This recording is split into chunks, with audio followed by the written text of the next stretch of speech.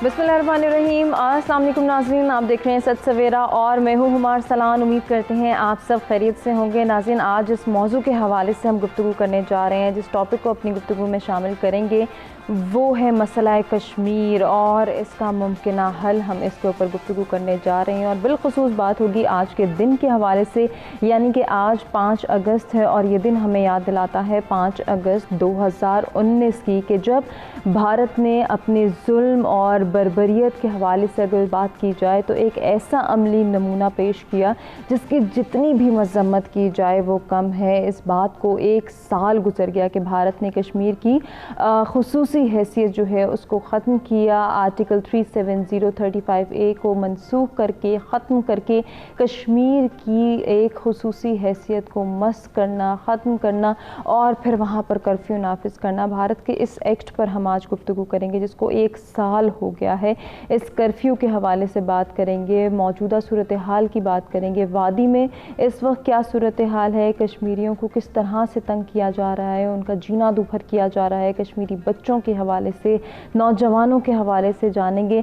लेकिन एक बात जिसके हवाले से हम सब जानते हैं कि कश्मीरी पुरअज़्म हैं, वो डटे हुए हैं, उनका इरादा पुख्ता है और यही पुख्तगी जो है वो इंशाअल्लाह एक ना एक दिन रंग लाएगी और कश्मीरियों की कुर्बानी, कश्मीरियों का लहू जो है वो एक ना एक दिन ज़रूर अपना रंग लाएगा और उनकी मुश्किल आसान होगी। तो आज हम बात करेंगे भारतीय बर्बरियत और जहरियत के हवाले से और मौजूदा सूरत हाल को जब हम डिस्कस करेंगे तो डेफिनेटली भारत के अपने अंदर हिंदुस्तान की जो अपनी सिचुएशन है इस वक्त कि किस तरह से हिंदुस्तान में अक़लियतों के साथ जो सलूक रवा रखा जा रहा है, चाहे वो सिख हों, चाहे मुसलमान हों, चाहे ईसाई हो, उनके साथ जो रवैया, जो सलूक, जो मुतनाज़ा हरकत हो रही हैं उनको भी हम गुफ्तगू में शामिल करेंगे, उनको भी काउंटर करेंगे कि अब ये ऐसा वक्त है कि ना सिर्फ अक़वाम आलम बल्कि भारत के अपने अंदर से भी आवाज़ें उठना शुरू हो गई हैं कि वो जो हरकत कर रहा है, वो जो कश्मीरियों के साथ जुल्म और बर्बरियत की एक दास्तान रकम करने की मज़मूम कोशिश कर रहा है,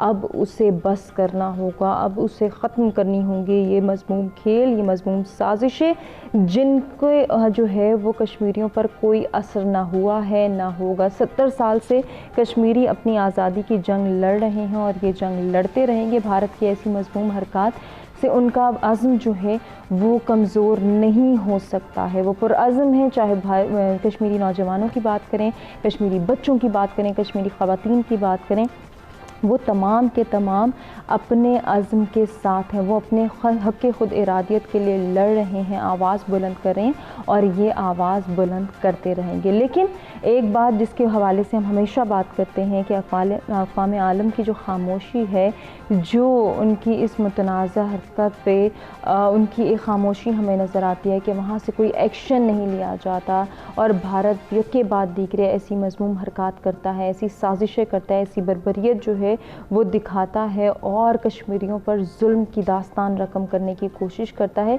तो ऐसा क्या जो है वो रीज़न है, ऐसी क्या वजूहात हैं कि अक़वाम आलम हमें खामोश नज़र आती है। ज़रूर इस पर हवाले से भी हम गुफ्तगू करेंगे। 5 अगस्त 2019 से लेकर अब तक क्या सूरत हाल रही, इस वक्त वादी की मौजूदा सूरत हाल क्या है, इसको भी हम ज़रूर जो है वो डिस्कस करेंगे। हमेशा की तरह कुछ मेहमान भी हमारे साथ मौजूद होंगे जिनके साथ गुफ्तगू की जाएगी मौजूदा सूरत हाल के हवाले से और आज के दिन के हवाले से भी जो है वो बात ज़रूर की जाएगी। तारुफ़ कराते हैं अपने मेहमानों का जो इस वक्त हमारे साथ स्टूडियोज़ में मौजूद हैं। सबसे पहले हमें ज्वाइन करी हैं शमीम शॉल साहिबा जो कि विमेन रिप्रेजेंटेटिव हैं ऑल पार्टीज़ हुर्रियत कॉन्फ्रेंस, इनका ताल्लुक़ है। अस्सलाम वालेकुम। वालेकुम सलाम। बहुत शुक्रिया शमीम साहिबा आपकी तशरीफ़ आदि का। आज के दूसरे मेहमान का तारुफ़ कराते हैं माहिर कानून है एडवोकेट राजा नज़ीर अहमद साहब, उनको भी खुशामदीद कहते हैं। अस्सलाम वालेकुम। वालेकुम सलाम। बहुत शुक्रिया आपके आने का।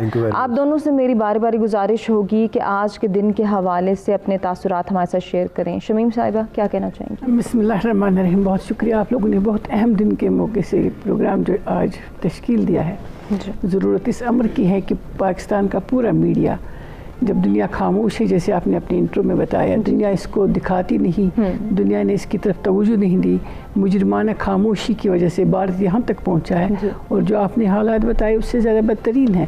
तो ज़रूरत इस अमर की है कि जो लोग वॉइसलेस है, जिनकी आवाज़ की सुनवाई नहीं है, उनकी आवाज़ ये मीडिया बने और भारत के उस मनफी प्रोपेगेंडे का जवाब जो उस मीडिया ने वहाँ पर एक हाइप क्रिएट किया है 1.5 अरब की आबादी में, इसको ख़त्म किया जाए। और आज के दिन के हवाले से 5 अगस्त 2019 से आज तक क्या हुआ है, एक सीरीज़ ऑफ रिप्रेशन है, एक सीरीज़ ऑफ कत्ल गारत है, एक हासिल गुफ्तगू इस पर हुई है वहाँ पर हिंदुस्तान के अंदर, लेकिन कोई सुनवाई कहीं पर नहीं हुई। तो दुनिया ने भी इस पर ज़्यादा तवज्जो नहीं दी। ऑल दो मुख्तलिफ अखबारात में इस पर आया है, गार्जियन ने लिखा है, BBC ने लिखा है, BBC ने कहा है, CNN ने सब, लेकिन वो तवज्जो नहीं हासिल कर सका जो करनी चाहिए थी। तो इसके दो वजूहात हैं जो हमारे नज़दीक, क्योंकि मैं रिप्रेजेंट करती हूँ अपनी पॉलिटिकल वॉइस को, जो हमने महसूस किया है कि दो बहुत ही इस वक्त स्ट्रॉन्ग जो इंस्ट्रूमेंट्स है किसी भी पॉलिटिकल ऐसे कॉन्फ्लिक्ट को रेज करने के लिए, आगे पहुंचाने के लिए, वो या तो आपकी डिप्लोमेसी है, वो बड़ी प्रोएक्टिव होनी चाहिए, या तो आपका मीडिया है जो वहाँ पर इस केस को ले जाए जहाँ तक कि लोग उन तक नहीं पहुँचा है। सही। लेकिन ये दोनों हमारे लिए बहुत ही मैं ये नहीं कहूँगी डिप्लोमेसी डिप्लोमेसी इतनी नहीं हुई जितनी होनी चाहिए थी। ऑल दो पाकिस्तान के प्राइम मिनिस्टर ने कहा है कि मैं आपका वकील बनूंगा, मैं आपकी सफारतकारी खुद करूंगा, लेकिन अब इस 1 साल के दौरान उस सफारतकारी का वो असर नहीं रहा जो होना चाहिए था। ऑल दो प्राइम मिनिस्टर ने बड़े लाउड क्लियरली कहा यूनाइटेड नेशंस की अपनी स्पीच में कि जो कश्मीर में हो रहा है वो किसी बहुत बड़े तूफान की तरफ निकल जाएगा, फिर उसके लिए भारत को कंट्रोल करना नामुमकिन है। मैं पेशकश करता हूँ कि बातचीत के ज़रिए इसका पूरा हल निकाला जाए, लेकिन भारत ने उसको भी एक कमज़ोरी समझा और इसके बाद आपका जो मीडिया है जो बार बार इसको उठाता रहा है, लेकिन इंटरनेशनल मीडिया ने इस पर ज़्यादा तवज्जो नहीं दी, फोकस नहीं किया, क्योंकि इंडिया बहुत ज़्यादा वहाँ पर मौजूद है जहाँ हमारी मौजूदगी ज़ीरो है। तो ये दो वजूहात रही हैं कि हमारे इस एपिसोड को, इस अलमिया को, इस खौफनाक हादसे को वो जगह नहीं मिल सकी जो होनी चाहिए थी। एट्रोसिटीज़ पर बात हुई है, आर्बिट्ररी डिटेंशन पर बात हुई है, कत्ल गारत पर बात हुई है, लेकिन जो पॉलिटिकल प्रोसेस एक है, जो ये एक पॉलिटिकल तनाज़ा है, जो ये सियासी एक मुतनाज़ा खिता रहा है, उसको कैसे एड्रेस करना है ताकि कत्ल गारत रुक जाए, उस पर बात नहीं हुई है। तो इस पर बात करने के लिए आप लोगों का बहुत शुक्रिया कि आपने आज का दिन चुना है कि 5 अगस्त से लेकर आज तक क्या हुआ। मैं 2 लफ्ज़ों में कहूँगी। जी ज़रूर। नंबर 1 कि इससे पहले 5 अगस्त 2019 से पहले के क्या हालात थे कि भारत यहाँ तक पहुँचा है कि उसके पास कोई चारा नहीं है कि उसने अपना एक आरजी पुल जो था 370 वो उसको तोड़ दिया। अपने माहदे को जो उन्होंने हरी सिंह के साथ बकोले उनके, जिसको हम नहीं तस्लीम करते हैं, अगर हम एलिस्टर लैम की बुक में देखते हैं वो कहते हैं ये फेक था, ये कोई एक्सेशन नहीं हुआ था। लेकिन अगर उन्होंने किया है ये कोई एक आर्जी माहदा, तो उन्होंने खुद अपने कानूनी आईनी माहिदे की दजियाँ उड़ाई हैं, एब्रोगेट खुद किया है। गोया उस मुल्क में कानून की और आइन की कोई हैसियत ही नहीं है जहाँ माइट इज़ राइट पॉलिसी रही हो। एक हिंदुता सोच जिसने 2016 के वाक़ा के बाद ये महसूस किया है कि इस मुल्क का, इस खिते की जो सबसे बड़ी अहम जो इनकी स्ट्रेंथ है वो उनका विल पावर है। ये दुनिया में कहीं नहीं देखा गया है कि एक फौज के साथ, एक मुल्क की फौजी ताकत के साथ नहते अवाम लड़ रहे हों और उनके पास सोफिस्टिकेटेड वेपन हो, उनके पास 120 एजेंसियां हों, उनके पास मॉनिटरिंग का तमाम दुनिया का बेहतरीन सिस्टम मौजूद हो, फिर 30 साल उन्होंने गुजारे। तो इसका क्या अल्टरनेटिव हो सकता है? उन्होंने 90 से जो तज्जिया किया, अगर आपने बुक्स पढ़ी होंगी जो उनके रॉ के एजेंट्स चीफ्स थे, फिर उन्हें किताबें लिखी है, तो उन किताबों में ये तज़किरा है कि कश्मीरियों का विल पावर तोड़ना या ऐसे ही है इनके जिस्म में जा रहा है जैसे पानी और खून दौड़ता है, ये टूट नहीं सकता। जेल भी हमने भर दिए, हमने मिसिंग पर्सनस को भी देख लिया, हमने खवातीन की भी बेहरमती कर दी, हमने लीडरशिप का मुंह भी बंद कर दिया कि उनको NIA के ज़रिए उनका गला बंद कर दिया, उनकी आवाज़ को खामोश कर दिया। वो कौन सा फौजी हरबा 10 लाख फौजी लेके भी हम वो नहीं कर सके रिजल्ट जो अब हमें उन्हें चाहिए थे।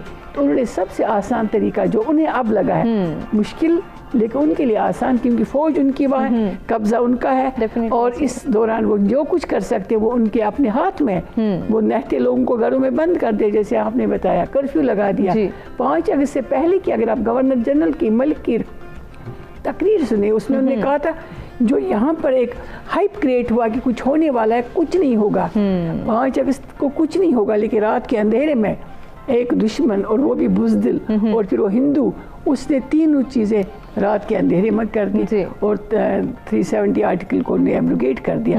गोया उन्होंने अब जो रास्ता था उन्हें डायरेक्ट वहाँ पर अपना कानून नाफिज किया। अभी तक कश्मीर में उनके कवानीन नहीं नाफिज थे, आल दो इनडायरेक्ट डायरेक्टली उन्होंने तो सब कुछ खत्म कर दिया था, लेकिन बज़ाहिर जो था वो वहाँ पर रह नहीं सकते थे। उन्होंने 35A को भी ख़त्म कर दिया। उससे क्या होगा, ये बहुत लंबी बहस है।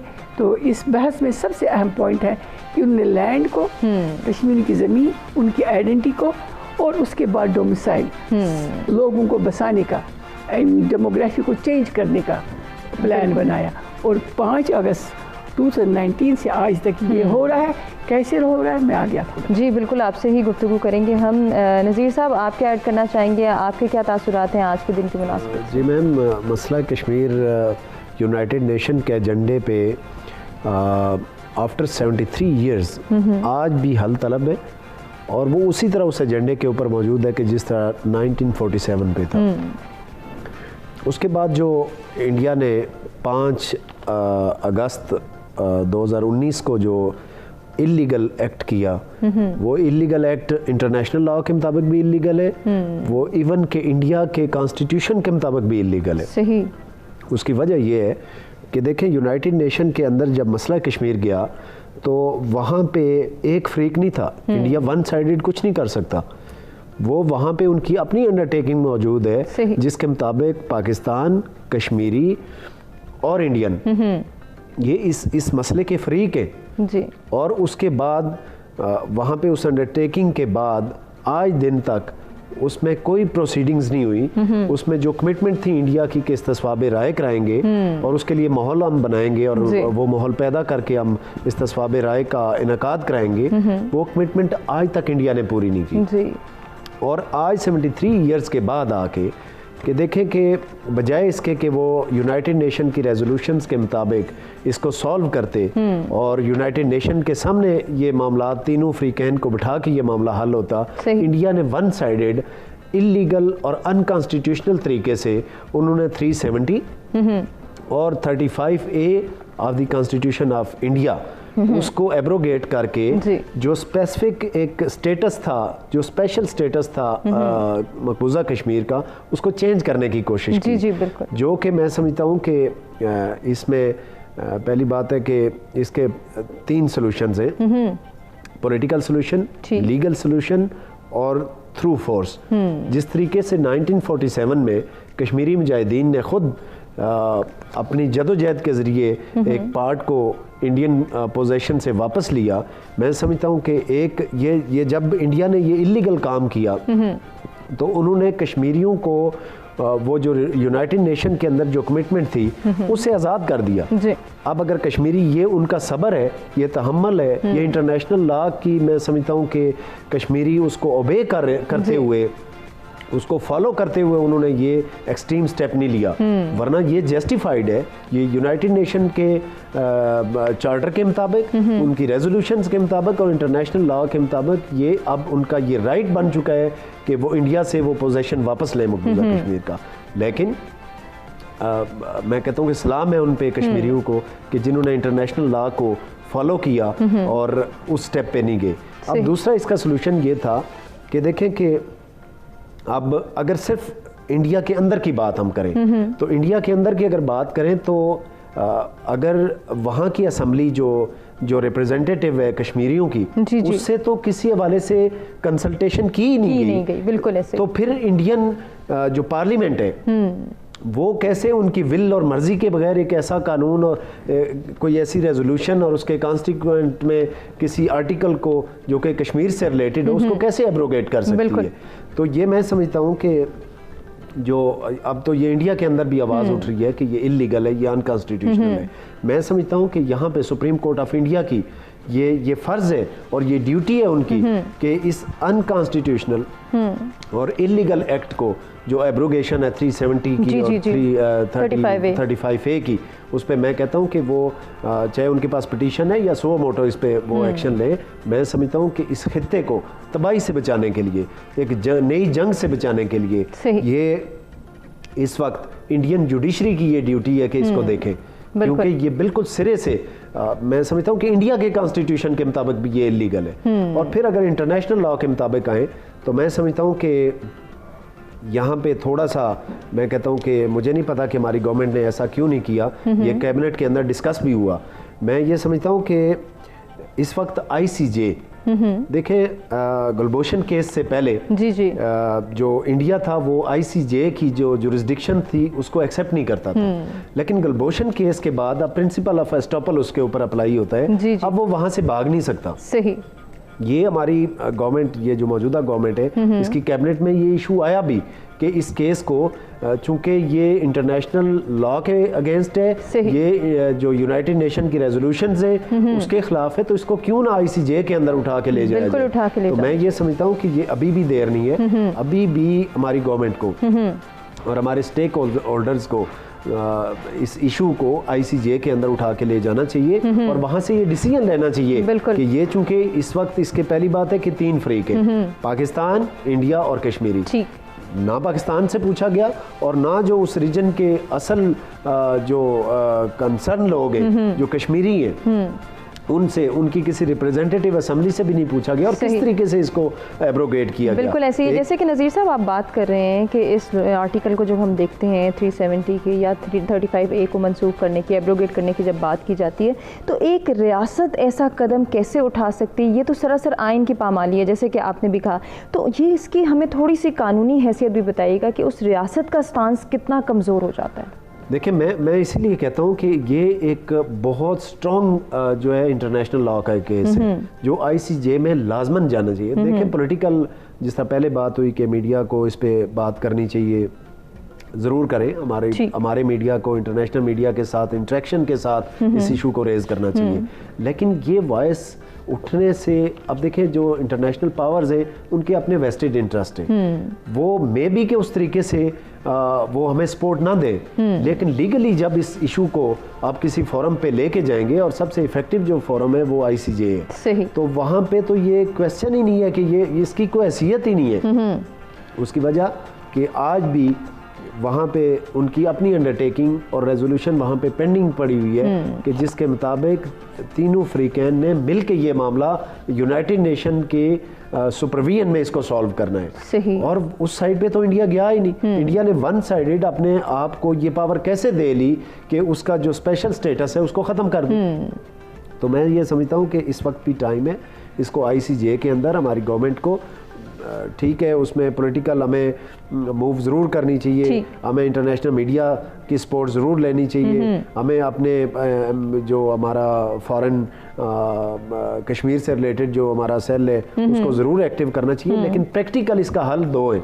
ठीक, एक याद कि कश्मीरी उसी तरीके से दोबारा अपना इलाका वापस लें इंडिया से, एक तो ये, और दूसरा और जो जिसके लिए वो जस्टिफाइड है इंडिया के इलीगल एक्ट की वजह से, अब ये इंटरनेशनल लॉ के मुताबिक वो जस्टिफाइड है, वो अगर अपना एरिया वापस लें अब इंडिया से और इंडिया के खिलाफ उठ खड़े हो तो वो उसको कोई अग्रेशन नहीं कह सकता, तो इस ना ही उसे टेररिज्म आप कह सकते हैं। और इसी तरीके से सेकंड ये है कि उसको लीगल फोरम पे, जो कि इस वक्त इंटरनेशनल जो फोरम है वो ICJ है, और मैं समझता हूँ कि ये जब भी ये मैटर ICJ के पास जाएगा आप देखेंगे कि वहाँ से डिसीजन यही आएगा कि ये जो एब्रोगेशन है 370 की और 35A जो इंडिया के कॉन्स्टिट्यूशन की है वो इलीगल है, क्योंकि वो देखें वो ऐसे रीजन के हवाले से एब्रोगेशन कर रहे हैं कि जो ऑलरेडी सब्जुडिस है बिफोर यूनाइटेड नेशन, तो उसको इंडिया की पार्लियामेंट कैसे कर सकती है?